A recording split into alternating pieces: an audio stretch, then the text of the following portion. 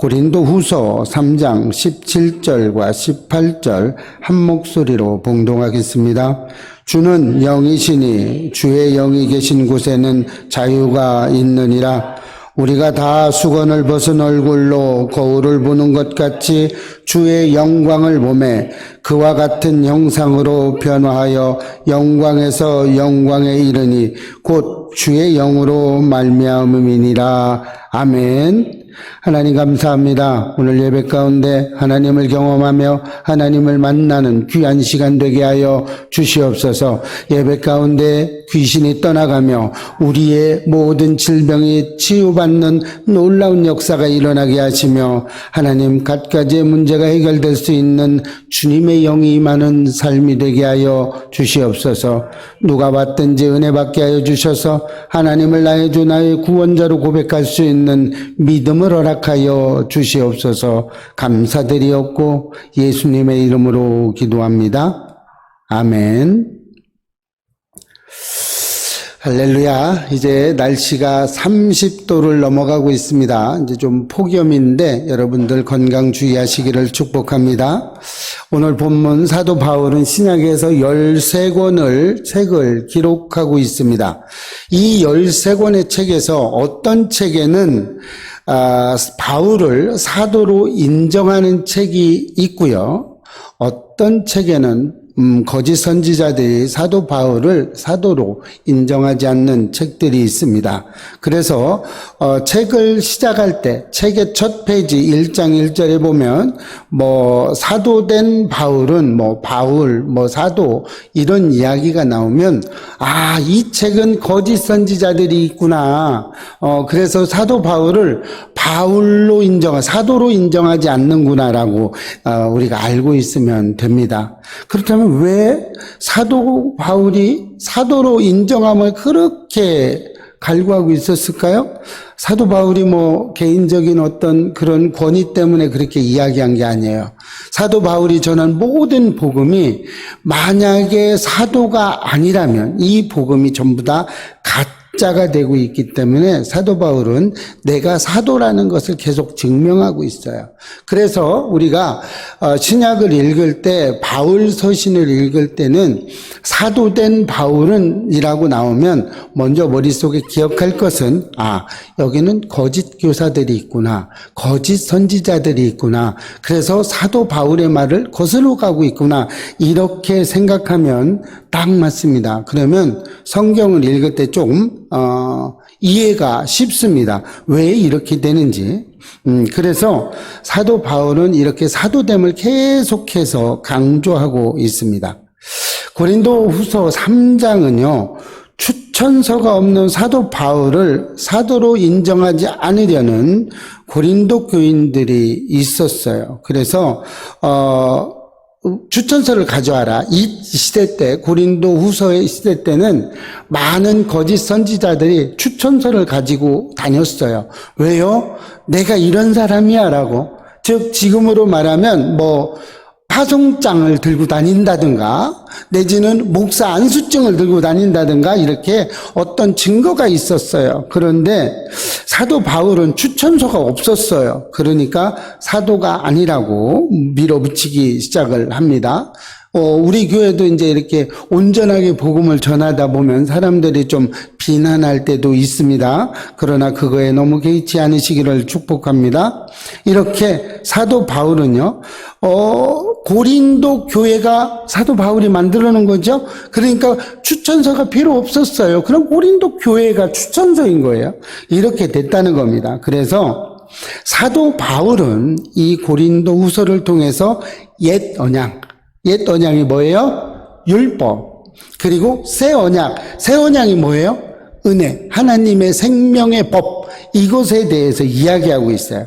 바울은 율법의 조문에서 직분과 영의 직분. 즉, 율법과 영. 그러니까 직분, 이런 교회에서도 직분이 있죠? 이 직분이 있는가 하면 영의 직분이 있다. 또, 정죄의 직분. 그죠? 정죄하고 너는 잘못됐고 잘했고 또 의의 직분이 있다라고 이야기합니다. 다 상반되죠. 그 다음에 없어질 것과 영원한 것에 대해서 우리 고린도후서 3장은 이야기해 주고 있어요. 이런 세 가지 관점에서 옛 언약과 새 언약을 대조시키면서 이야기하고 있어요. 바울은 새 언약의 일꾼이 얼마나 영광된 것인지를 잘 설명해 주고 있어요. 새 언약 좀 잘 들어보시면 새 언약에 대해서 어떤 이야기를 하고 있고 옛 언약에 대해서 어떤 이야기를 하고 있는지 여러분은 새 언약에 매이시기를 축복합니다.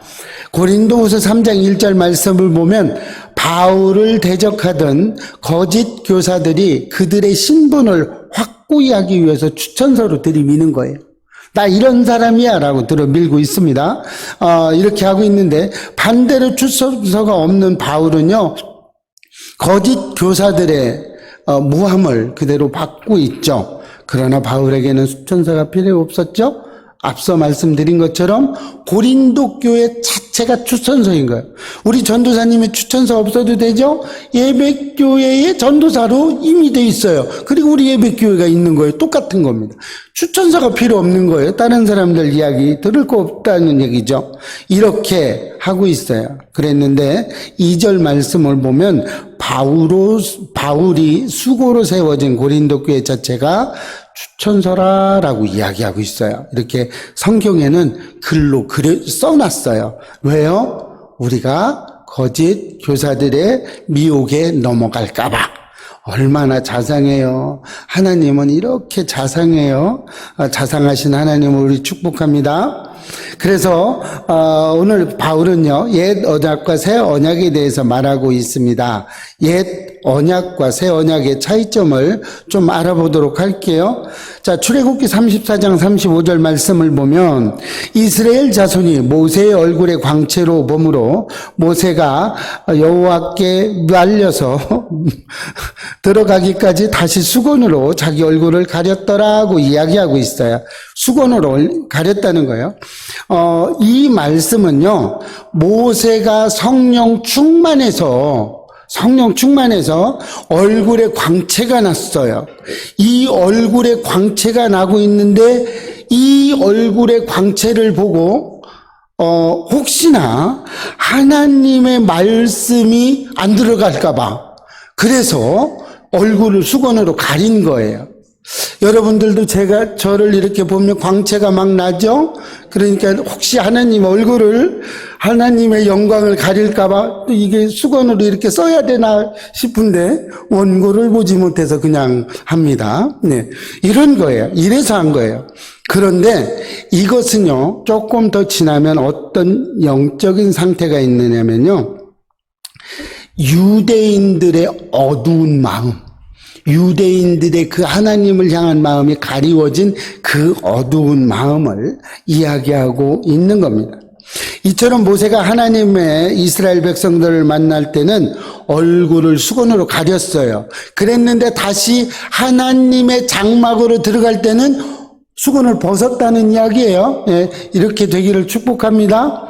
여러분들도 저를 볼 때는 수건을 가리고 하나님 전에 올 때는 수건을 벗으시기를 축복합니다. 이렇게 새 언약, 이 새 언약이라는 것은 우리 육신에서 굳은 마음을 제거하고 새 영과 새 마음을 주시고 그들 속에 생명의 영의 법, 즉 하나님의 영의 법을 우리 속에 크게 일어나는 것, 그것이 새 언약인 줄로 믿으시기 바랍니다. 즉 조금 더 쉽게 이야기하면 옛 언약은 율법을 이야기하는 거고요, 새 언약은 생명의 영의 법을 이야기하고 있는 겁니다. 이제 조금 쉬워졌죠?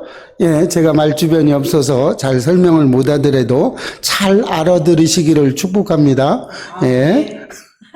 아멘 소리가 더 커지네요. 예. 율법은, 즉 율법을 다시 말하면 율법은 하나님의 살아계신 하나님의 사진으로 표현할 수 있어요. 그러나 생명의 영의 법은 살아계신 하나님 자신을 이야기하는 겁니다. 그렇죠? 즉 조금 더 설명을 드리자면 율법은 사진 속에 하나님이에요. 여러분을 사진을 찍어 놓고 나면 그 사진이 여러분인 것만은 분명합니다. 그죠? 그 사진이 나예요. 그러나 그 사진은 살아있는 나하고는 조금 거리가 틀리다는 이야기예요. 이게 율법이고 생명의 영의 법, 이것이 살아계신 하나님이라는 이야기를 하고 있는 겁니다. 그래서 장막으로 들어갈 때는 모세는 수건을 벗었어요. 그죠? 수건을 벗어야 하나님을 만날 수 있어요. 그러나 이 광채, 성령 충만한 모세의 이 모습을 보고 하나님의 영광이 가릴 것 같으면 수건을 얼굴을 가렸다는 거예요. 그죠? 저도 이제 수건을 얼굴을 가리고 다녀야 될 줄로 믿습니다. 예? 아멘을 아무도 안 하시는데 이렇게 여러분들도 하나님의 광채가 막 나고 하나님의 성령 충만한 광채가 나서 어느 곳에 가서는 수건으로 가려야 될 줄로 믿습니다. 네, 그렇죠. 나이트클럽 가서는 수건으로 가리시고 하나님의 전으로 올 때는 벗으시고 뭐 이렇게 되면 안 되겠죠? 이런 이야기를 하고 있어요. 그래서 지금 계속해서 생명의 영, 새 언약에 대해서 이야기해 주고 있어요. 이렇게 오늘 고린도 교회 바울은 계속해서 모세를 통해서 우리에게 이야기해 주고 있습니다. 주님은 이제 우리가 율법에 매여 있는 것이 아니고 생명의 영의 법으로 우리가 건너왔다. 이렇게 이야기하고 있는 거예요. 주님은 이제는 새 사람 안에 거하는 우리 안에 율법으로만 매여 있지 마시고 우리 안에 있어야 된다는 거예요. 이렇게 되려면 우리가 어떻게 돼요? 생명의 성령의 법, 이 새 언약에 우리가 거하기 위해서는 어떻게 해야 돼요? 기도를 해야 되는 거죠. 그죠? 여러분 날마다 기도하시죠? 하루에도 3번, 4번씩 기도합니다. 또 때에 따라서는 간식을 먹을 때도 기도하고요. 이렇게 기도합니다. 이렇게 기도하는 것 이상의 매일매일의 기도, 여러분에게 가장 깊은 곳이 될 줄로 믿습니다. 새벽에 일어나셔서 하나님 앞에 하나님 제가 오늘 눈을 떴습니다. 하나님 오늘도 하나님 전에 거하기를 원합니다. 하나님 내가 하나님과 동행하기를 원합니다. 하루의 일과를 이렇게 시작하면 이것이 예배고 기도인 것입니다. 여러분 예배가 따로 있고 기도가 따로 있는 것이 아니에요. 우리가 일어나면서 하나님 앞에 믿음의 고백을 하는 것 자체, 그것이 예배이고 그것이 기도인 것입니다. 꼭 뭐 식사 때 기도하시고 뭐 어떻게 할 때 기도하고 이것만이 기도가 아니에요. 여러분 새벽마다 일어나셔서 새벽 기도 드리시죠? 이것만 기도가 아니에요. 우리가 눈을 뜨고 일어나고 잠을 잘 때도 기도하고 하나님 잠을 잘 때도 내가 내 생각을 하지 못할지라도 하나님을 부인하지 않는 삶이 되게 해 주십시오 라고 이야기하는 것 자체가 기도인 줄로 믿으시기 바랍니다. 이렇게 하나님만 바라보는 우리의 삶을 쳐다볼 때 하나님께 경배드릴 때 그렇다면 이런 사람들을 우리는 영적인 사람이라고 이야기하죠. 그렇죠. 하나님과 닮아가는 삶, 이것을 영적인 삶이라고 이야기합니다. 이런 영적인 삶을 살아가는 사람들에게는 특징이 있습니다.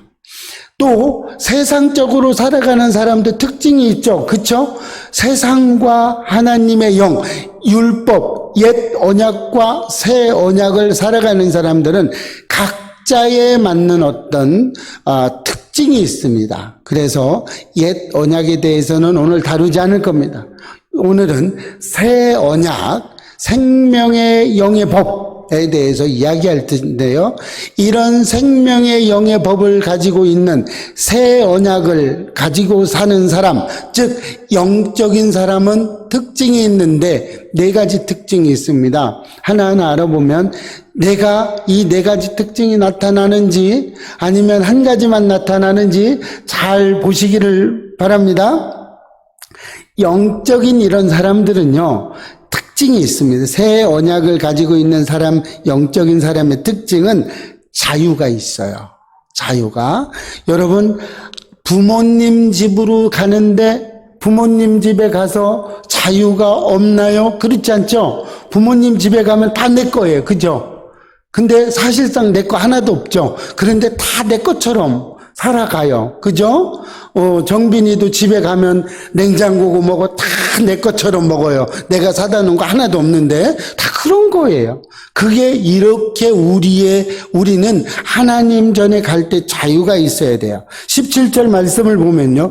주는 영이시니 주의 영이 계신 곳에는 자유가 있느니라. 이 자유라는 것은요. 방종을 이야기하는 것이 아닙니다. 자유라는 것은요. 어떤 틀 안에 있을 때 자유가 있는 거예요. 이 틀을 벗어나면 더 이상 자유라고 이야기하지 않습니다. 이렇게 자유가 있고 영적인 사람은요. 우리가 하고 있는 말들이 있어요. 말들이 먼저 바뀌어져요. 그리고 행동이 바뀌어지게 됩니다. 왜요? 하나님의 영을 가진 사람들은요, 첫 번째로 변하는 게 자유가 있는데, 이 자유 속에서 우리의 언어가 바뀌어요. 왜요? 제가 하나님을 만나고 첫 번째로 바뀐 게 언어였습니다. 그 언어가 뭐냐면, 저는 하나님을 만나지 못했을 때는 일단 기본 베이스로 조금 나쁜 쌍시옷자가 일단 기본적으로 베이스에 깔려요. 그러니까 한마디를 하면 보통 서너 마디의 좋지 않은, 욕 같은 말을, 욕 같은이 아니고 욕이 섞여 나갔어요.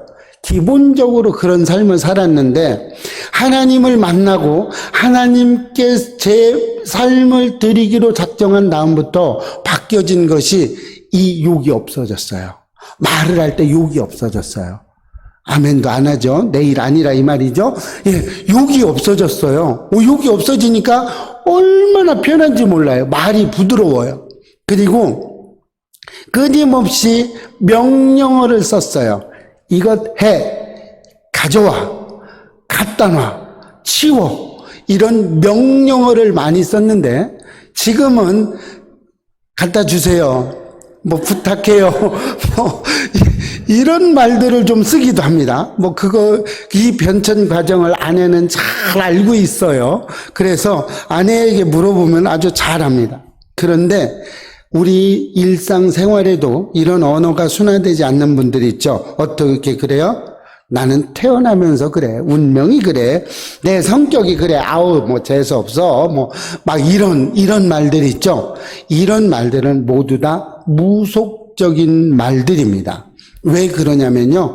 이런 말들로 인해서 우리의 삶이 젖어 들어가는 거예요. 내가 뱉어낸 말대로 된다고 하나님은 이야기하셨죠. 출애굽에서도 하나님은 내 귀에 들린 대로 내가 너에게 행한다라고 이야기했어요. 이런 무속적인 말들이 우리 마음속에 무속적인 신앙으로 끌고 가는 것들이 있어요. 그런데 영적인 사람들은요, 이런 무속적인 말들이 우리를 구속하지 못합니다. 우리를 어떻게 하지 못합니다. 그래서 여러분 운명이 아무리 나빠도요, 내 팔자, 여러분들이 많이 가끔가다 생각하는 거 있죠? 팔자가 뭔지 아시죠? 나는 팔자가 그래. 이런 사람들이 있어요. 저도 그게 그런 줄 알았어요. 근데 예수 만나서 변화되고 나니까요, 이 팔자가 없어지고 팔이 아니고 팔자가 아니고 구자로 바뀌어서 구원이 되더라고요. 여러분, 팔자라는 말은 없는 줄로 믿으시기 바랍니다. 실제로요, 손금이 변하는 걸 보셨나요? 제가 이렇게 무속신앙이었을 때 제 손금을 제가 잘 봤습니다. 이렇게 잘 보고 있었는데 실제로 지금의 손금과 무속인이었을 때의 손금은 다릅니다. 여러분, 바뀌는 거예요. 여러분의 삶 자체가 바뀝니다. 하나님을 믿고 하나님을 나의 주, 나의 구원자로 변하면요, 우리는 편해지는 겁니다. 우리의 팔자가 바뀌어요. 구원으로 바뀝니다. 우리의 팔자가요? 아니고요. 하나님의 구원의 성령의 법이 우리의 삶 가운데 와서 우리가 오직 주님만을 만나게 될 줄로 믿습니다. 우리는요, 과거에 어떤 죄들을 진 적이 있어요. 과거에 어떤 잘못된 것들이 있어요. 그런데요, 성령을 받은 우리는요, 그 죄에 빠져 있을 필요는 없어요. 단지 그 죄에 대해서 회개하고 그 죄를 거울 삼아서 다시는 이 죄를 범하지 않아야 되겠다라고 몽학선생으로 생각할 수는 있죠. 그러나 이 죄에 빠져 있을 필요는 없습니다. 제가 하나님을 처음 만나고 난 다음에 이랬어요. 얼마나 마음이 아팠냐면 제가 그 내림 신을 받을 때의 그 모습을 계속해서 회개를 했어요. 왜요? 자꾸 회개를 했어요. 10번, 20번 회개를 했어요. 너무 하나님, 제가 그 신 받은 것에 대해서, 내림굿을 한 것에 대해서, 하나님 죄송합니다. 하나님 잘못했어요. 회개할게요. 이랬는데, 끊임없이 했는데, 날마다 눈만 감으면 그 생각이 드는 거예요. 그래서 하나님께 제가 물어봤어요. 하나님, 눈만 감으면 이거 계속 회개가 되는데 같은 회개를 이렇게 계속해서 해야 됩니까? 라고 했을 때 하나님의 세밀한 음성 같은 것이 들렸어요. 그것은 사탄이 너에게 주는 교묘한 방법이다.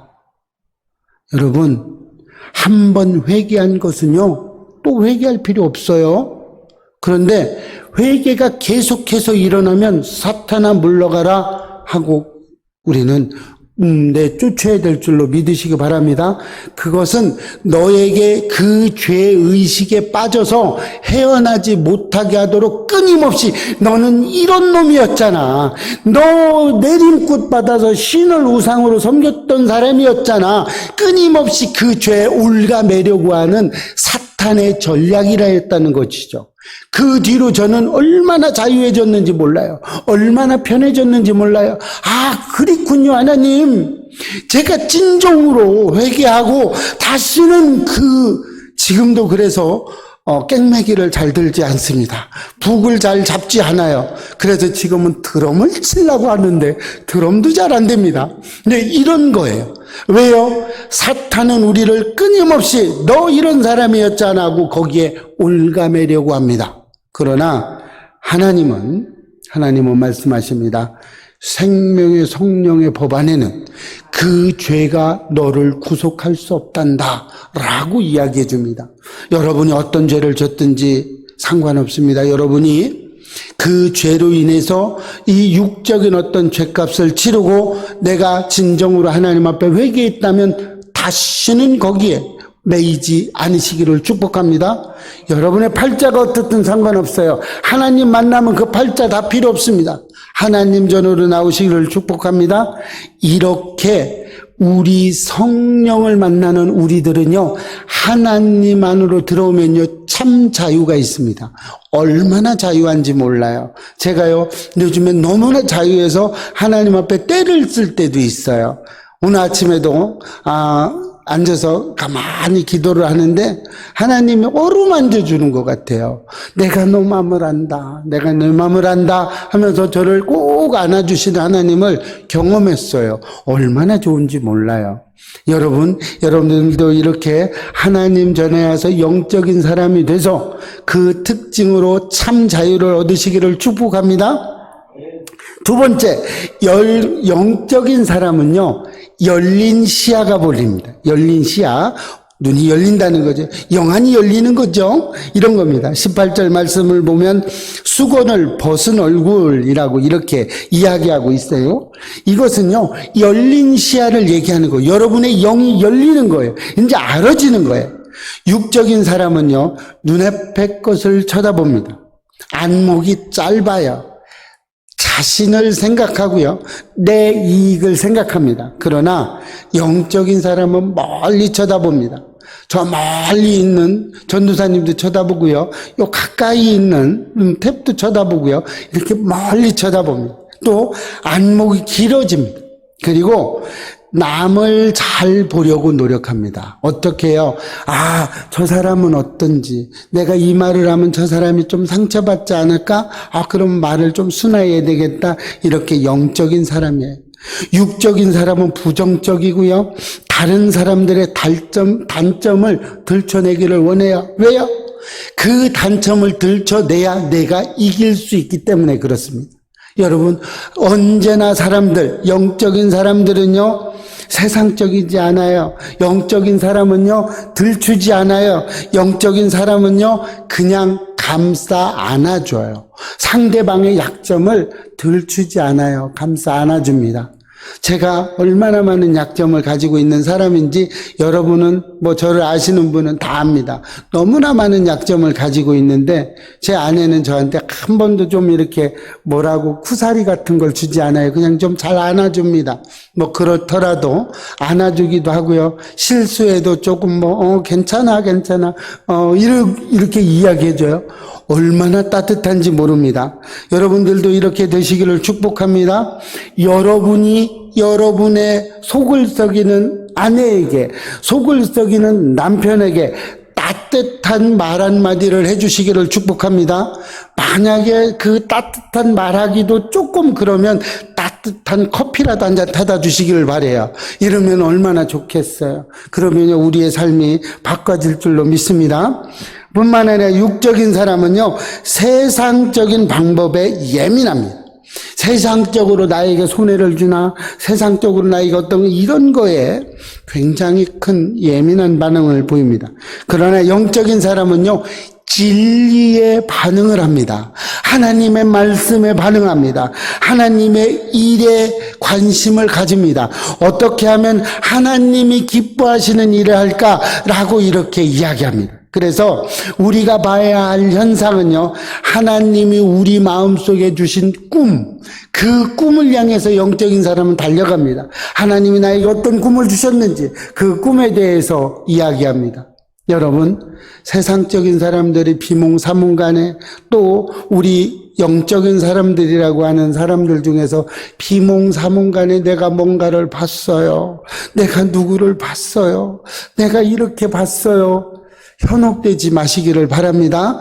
비몽사몽간에 한 거는 그냥 비몽사몽이라고 보시면 됩니다. 그냥 하나님과 상관없는 나의 어떤 푸념이다, 이렇게 생각하시면 됩니다. 그러니 무엇을 어떻게 할 건지가는 하나님이 나에게 분명하게 알려줍니다. 분명하게 말씀해 주지 않는 것은요, 하나님의 음성이 아닙니다. 여러분, 성경에 나와 있습니다. 하나님의 음성은 분명하게 이야기해 줍니다. 그렇게 이렇게 분명한 얘기가 아닌 것은 그냥 하나님의 말씀이 아니라고 생각하시면 됩니다. 우리 이렇게 돼야 돼요.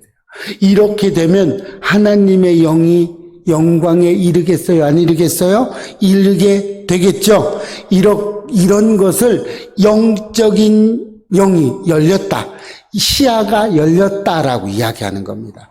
우리가 영적인 시야가 열려야, 저것은 성경적이지 않아, 저것은 저 행동은 성경적이지 않는 것 같으네, 이런 말들을 구별할 수 있으시기를 축복합니다.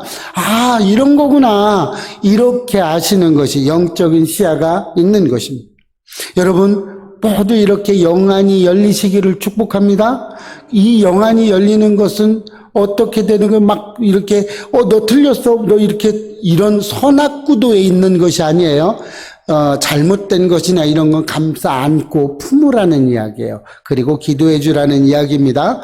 어떤 것, 하나님이 주신, 우리에게 주신 달란트는요, 그것을 가지고 우리가 휘둘르라는 권력이나 어떤 그런 것이 아닙니다. 섬김으로 주시는 거예요. 우리에게 주신 달란트는. 그러니까 꼭 이것을 잊지 마시기를 축복합니다. 세 번째, 영적인 사람은요, 주의 영광이 나타납니다. 어떻게 해요? 18절 말씀에 우리가 다 수건을 벗은 얼굴로 거울을 보는 것 같이 주의 영광을 보매, 할렐루야죠. 이렇게 수건을 벗은 것 같이 우리 맨 얼굴을 거울에 보면 내 인상을 볼 수 있죠. 여러분, 아침마다 거울을 쳐다보고요, 내 인상을 한 번씩 쳐다보시기 바랍니다. 이것이 하나님이 주신 얼굴인가? 여러분의 이 얼굴에 미소가 떠오르시기를 축복합니다. 이것이 하나님의 영광이에요. 이게 주의 영광이에요. 그래서 성경은요, 주님의 성령을 받은 사람에게는요, 주의 영광이 나타난다고 그랬어요. 여러분의 얼굴을 보면요, 주님의 영광이 나타나는 것처럼 보이죠? 이렇게 주의 영광을 보시기를 축복합니다. 영적인 사람에게는 자기 몸에 흔적이 나타나요. 그쵸? 여러분이 어떤 일들을 하거나 어떤 말들을 하거나 무엇인가를 하게 되면 이런 영적인 사람에게는요, 예수님의 흔적이 나타나는 거예요. 예수님의 향기가 흘러 넘치는 거예요. 예수님이 주신 것 같아야 되는 거예요. 제가 인도 선교사님 중에 한 분, 예화를 들었던 분이 있습니다. 그런데 그 선교사님이 파송을 해줬는데, 이 파송교회에서 10년 동안 어떤 결과물을 가지고 오지 않는 거예요. 그래가지고, 이 파송교회에서 너무나 어처구니 없어. 이 사람이 도대체 무엇을 하고 있는 거야? 라고 이야기를 하고요. 불러드렸어요. 당신 들어오세요. 당신은 10년 동안 아무것도 한 것이 없습니다. 들어오세요라고 불러드렸어요. 그리고 그 자리에 다른 사람을 내보냈어요. 이 사람은 열정도 있고 어떤 하나님의 복음을 가지고 열심히 따라다녔어요. 그리고 거기서 복음을 전하기 시작했어요. 그랬는데 어느 성도님한테 이야기했습니다. 당신은 예수님을 아세요? 라고 물어봤어요. 안다. 나 예수님을 안다고. 그럼 예수님이 누구십니까? 그랬더니 내가 예수님하고 10년 동안 같이 살았는데 지금 다시 한국 갔다고. 이렇게 이야기를 하더랍니다. 여러분, 이 말에서 깨달는 것이 좀 있으신가요? 그분은 어떤 결과물을 본 교회 파송교회로 갖다 주지는 못했지만 그분은 진짜 예수님의 형상을 닮아서 그 흔적을 가지고 성도들과 함께 지냈던 거예요. 10년 동안. 이렇게 해서 크게 깨달고 돌아왔다는 어떤 웃지 못할 이야기 같지만 마음이 울리는 이야기가 있습니다. 그렇게 했을 때 이 선교사님은 한 번도 자기가 이러이러하게 했노라고 이야기하지 않았답니다. 그런 예화를 들을 때 많은 우리에게 교훈을 주는 줄로 믿으시기 바랍니다. 사람들은 이렇게 주의 흔적, 하나님의 흔적을요, 그걸 가지고 우리가 크게 막 이렇게 자랑하라, 이렇게 이야기하지 않는 거예요. 하나님의 사람들은요, 용서해야 된다고 하면서 용서하지 못하고 정죄하는 사람들이 많아요. 우리 이런 사람이 되지 않기를 축복합니다. 우리는요, 하나님 앞에 온전한 사람이 되기를 축복해요. 그런데 나도 예전에 저 사람 같았어요. 어떤 사람이 미워지시나요? 그러면요, 그 모습이 제 모습인 줄로 믿으시기 바랍니다. 왜요? 나도 그랬거든요. 나도 그랬다가 조금 변화된 거죠. 내가 엄청난 사람이 됐던 건 아니라는 거예요. 이렇게 우리는 하나님의 흔적이 나타나시기를 축복합니다. 네 번째 영적인 사람은요, 예수님의 형상으로 변하게 되는 것입니다. 어떻게요? 18절 후반절에 보면 그와 같은 현상으로 변화하여 영광에서 영광에 이르니 곧 주의 영으로 말미암음이라, 이렇게 이야기하고 있어요. 영적인 사람은요, 그의 삶이 조금씩 주의 흔적이 나타나다가 결국에 어떻게 해요? 우리가 본향으로 돌아가는 거죠. 하나님께로 가는 거예요. 그래서 하나님께로 간다라고 이야기하고 있어요. 이렇게 이 본문에서 이야기하고 있는 거는요, 성도들이 그리스도를 바라봄으로써 그에 대한 지식을 받고 그 내면에 변화되는 것을 이야기하고 있는 거예요. 하나님의 형상이 되죠.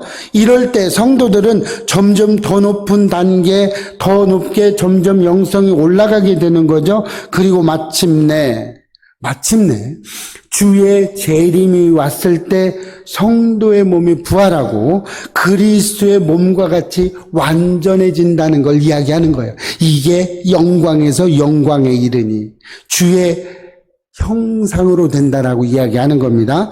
이렇게 되시기를 주의 이름으로 축복합니다.